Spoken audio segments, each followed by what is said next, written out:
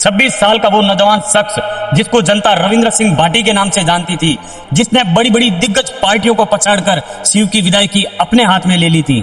अभी एक लड़का है राजस्थान में, रविंद्र सिंह भाटी, और जो निकला जनता की अदालत से और बना शिव का विधायक मात्र 26 साल की उम्र में, नाम जिसका रविंद्र सिंह भाटी। राजस्थान की विधानसभा का सबसे युवा चेहरा, लेकिन चुनौतियां और लड़ाइयां अभी आगे थी। इस वीडियो शुरू करने से पहले रविंद्र सिंह भाटी के लास्ट वीडियो पर आपने जो प्यार और सपोर्ट दिया उसके लिए थैंक यू, और प्लीज चैनल को सब्सक्राइब जरूर कर लेना। शुरू करते हैं। और रविंद्र सिंह विधायकी जीते तो राजस्थान के उस क्षेत्र से जीते जहां पे हर गांव में पानी की कमी थी, हर सड़क टूटी हुई थी और हर एक बेरोजगार युवा उम्मीद लगाए बैठे थे। और जैसे ही रविंद्र सिंह भाटी शिव विधायकी का चुनाव जीते तो हर आंख और हर शख्स की उम्मीद, एक आस लगाए बैठी थी कि अब रविंद्र सिंह भाटी आया है तो अब तो बदलाव आएगा ही आएगा। तो रविंद्र सिंह भाटी के ऊपर आ गया था इन जिम्मेदारियों का बोझ कि जनता की उम्मीदें उनसे बहुत ही नेक्स्ट लेवल की थी। और अधिकांश नेता होते हैं ना कि चुनाव जीतने के बाद अगले 5 साल बाद ही नजर आते हैं, लेकिन भाटी उनमें से नहीं था। चुनाव जीतने के तुरंत बाद भाटी आए जनता के बीच और भाटी ने जनता को कहा कि मैं आपके बीच से निकला हूं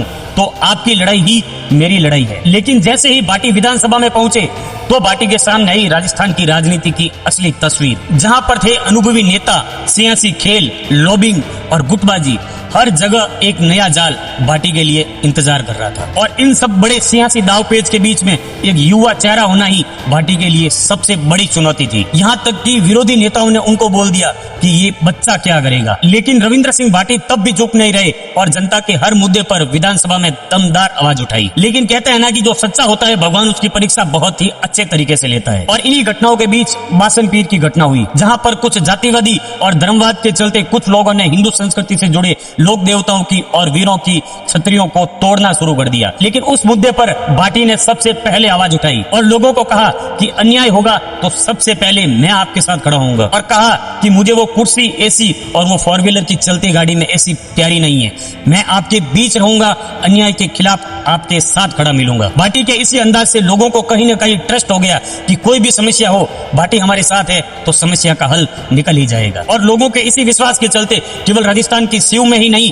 बल्कि भारत के अधिकांश क्षेत्रों में भाटी की लोकप्रियता दिन ब दिन बढ़ती चली गई। बड़े बड़े दिग्गज नेता अपने इंटरव्यू में बोलने लगे कि भाटी जैसा नेता हमने आज तक नहीं देखा। यहाँ तक कि अवध ओझा सर भी रविंद्र सिंह भाटी की तारीफ करने लगे। अभी एक लड़का है राजस्थान में, रविंद्र सिंह भाटी, इंडिपेंडेंट चुनाव जीता उसने, जनता ने जिताया ना, कितना बड़ा एग्जाम्पल है। जनता के लिए काम करता था। मैं तो व्यक्तिगत तौर पर उसे नहीं जानता, मैंने तो उससे सुना उसके बारे में कि वो कोई भी पब्लिक उसके पास आए वो उसके साथ चल दे। सारी जनता का उसने काम किया 5 साल में।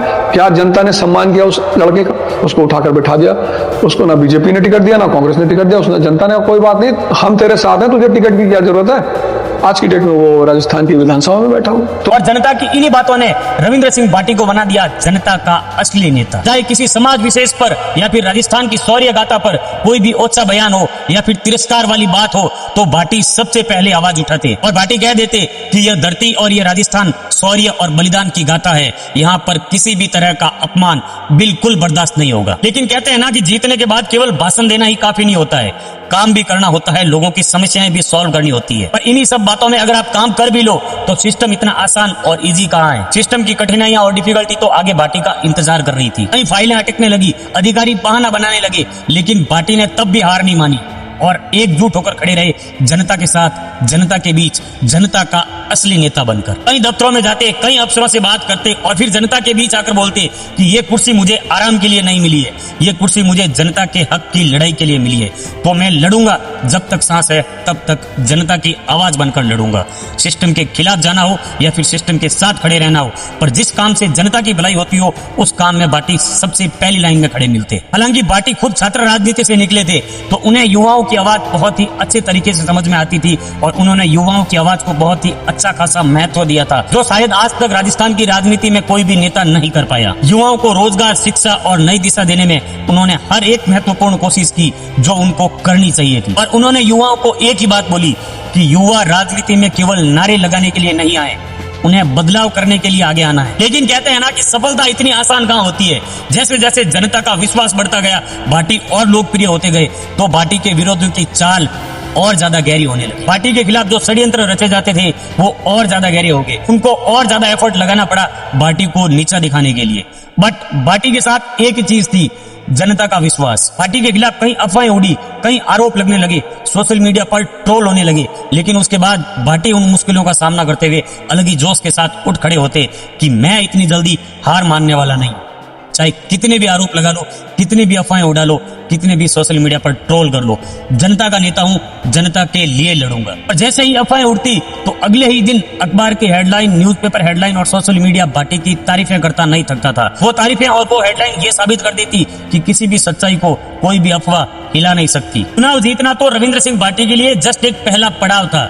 असली जीत तो उनको तब मिली जब जनता की उन्होंने छोटी छोटी बातों को विधानसभा तक पहुंचाया। और जब गांव में पानी पहुंचा, सड़कें बनी, तो लोगों को विश्वास होने लगा कि भाटी ने कर दिखाया। और तब रविंद्र सिंह भाटी ने दिखा दिया कि जीतने के बाद भी आपका संघर्ष खत्म नहीं होता है। असली संघर्ष तो तब शुरू होता है जब आप जनता के विश्वास को नहीं टूटने देते, उनके विश्वास पर आप खरे उतरते हो। और उस समय भाटी ने यह साबित कर दिया कि जब आपकी नीयत साफ, जनता का साथ और इरादे बुलंद हो तो सियासी गलियां भी आपको आसान और छोटी लगने लग जाती है। हाल ही में रविंद्र सिंह भाटी के क्षेत्र में ओरण की जमीन को सरकार बड़ी बड़ी एमएनसी कंपनियों को देने पर तुली हुई है और भाटी उस जमीन के लिए संघर्ष कर रहे हैं कि ये जमीन हमारे बुजुर्गों ने कमाई है। और भाटी ने कहा कि ये जमीन गांव के मंदिरों की, गांव के पशु पक्षियों की है और गांव की गायों की है। जनता का साथ उनके साथ है और ये जमीन कभी भी सरकार को, एमएनसी कंपनियों को नहीं सौंपने देंगे। यहाँ तक कि भाटी इस ओरण की जमीन को बचाने के लिए सरकार का पूरा बही खाता, कौन सी जमीन राजस्व से पहले कितनी थी, अब कितनी बची है, ये सब बही खाता लेकर जनता के साथ धरने पर बैठे हैं। और उन्होंने कई सारे मंदिरों की बात भी की, इसमें करणी माता मंदिर और जैसलमेर से जुड़े कई सारे मंदिर है। यहाँ पर पहले ओरण और गोचर की भूमि कई हजार बीघा या कई हजार हेक्टेयर होती थी, जो आज केवल सीमित रहकर 60, 65, 100 बीघा या 100 हेक्टेयर रह गई है। अब भाटी ने यह मुहिम उठाई है कि जो हुआ सो हुआ, पर अब जनता और गोचर और ओरण की भूमि का 1/3 हिस्सा भी आपको नहीं ले जाने दूंगा। और भाटी की इस मुहिम में जनता भाटी को बहुत ही अच्छे तरीके से और फुल जोश के साथ सपोर्ट कर रही है। ऐसा जनता ने भाटी को छात्र संघ चुनाव में और विधानसभा चुनाव में सपोर्ट किया था कि रविंद्र सिंह भाटी तुम आगे बढ़ो, हम तुम्हारे साथ हैं। लेकिन कहते हैं ना कि जनता का भला करने निकलोगे तो कई सारी अड़चनें और कई सारी सियासी खेल का और कई सारे अफसरों और दफ्तरों का सामना तो आपको करना पड़ेगा। रविंद्र सिंह भाटी ने इन सब का सामना किया और जनता के लिए हर एक मुश्किल को अवसर में तब्दील कर दिया। यहाँ पर जनता का नेता से और राजनीति से विश्वास उठ रहा था और जनता उम्मीदों के बोझ से दब रही थी। वहां पर रविंद्र सिंह भाटी ने खड़े होकर जनता को एक नया विश्वास और नई उम्मीद दी और उस उम्मीद पर रविंद्र सिंह भाटी खरे भी उतरे। तो रविंद्र सिंह भाटी को जनता का भरपूर सपोर्ट और सहयोग मिलने लगा। रविंद्र सिंह भाटी को राजनीति में आगे बढ़ने के लिए और जनता की भलाई करने के लिए किसी बड़े दाव पेच या फिर कोई बड़े गठबंधन की जरूरत नहीं थी। उनको केवल एक ही चीज चाहिए थी, जनता का विश्वास। जहां राजनीति के गलियारों में उसे छोटा और सबसे युवा चेहरा दिखाने की कोशिश की, वहीं रविंद्र सिंह भाटी ने छोटे से छोटे गांव की बड़ी से बड़ी प्रॉब्लम सॉल्व करके जनता का विश्वास जीत लिया। जहां पर रविंद्र सिंह भाटी को सिस्टम ने रोका, वहां पर भाटी ने जनता का सहारा लिया और जनता तो हमेशा से ही रविंद्र सिंह के साथ खड़ी मिली। जहां विरोधियों ने अफवाहें फैलाई, वहां रविंद्र सिंह भाटी ने सच्चाई का साथ लिया और अफवाहों को गलत साबित किया। यही कारण है कि रविंद्र सिंह भाटी आज सिर्फ एक युवा विधायक नहीं, बल्कि संघर्ष से निकली वो आवाज है जो हर मुश्किल को जीत में बदल देती है, जनता को एक नया भरोसा देती है कि आपका काम तो भाटी करेगा। भाटी है मतलब भरोसा है, भाटी है मतलब मुमकिन है। तो गाइज, रविंद्र सिंह भाटी पर इससे पहले हमने जो वीडियो बनाया था रविंद्र सिंह भाटी की ऑटोबायोग्राफी, उस पर आपका बहुत ही ज्यादा प्यार और सपोर्ट के लिए बहुत ही ज्यादा धन्यवाद एंड थैंक्स। सेकंड पार्ट में हमने बात की है रविंद्र सिंह भाटी के कुछ संघर्ष और जीत के बाद उनको कौन कौन सी कठिनाइयों का सामना करना पड़ा और उन कठिनाइयों को कैसे रविंद्र सिंह भाटी ने अवसर में और नए मौके में बदला और जनता का विश्वास जीता।